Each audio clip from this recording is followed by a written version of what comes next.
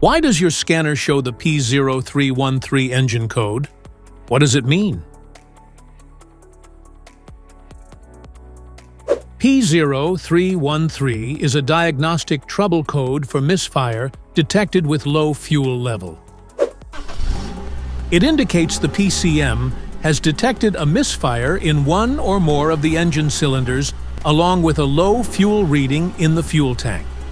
Under this circumstance, short-distance driving is permitted, but your vehicle should be repaired as soon as possible. So, what causes this imbalance? Here are the most common culprits. This error can be caused by these possible faults in your vehicle. Low fuel level. Faulty fuel pump. Clogged or faulty fuel filter. Fuel pressure regulator failure. Clogged or failed fuel injectors. Each DTC code corresponds to a specific issue in your vehicle. This error occurs in OBD2 equipped vehicles, especially those manufactured since 1996.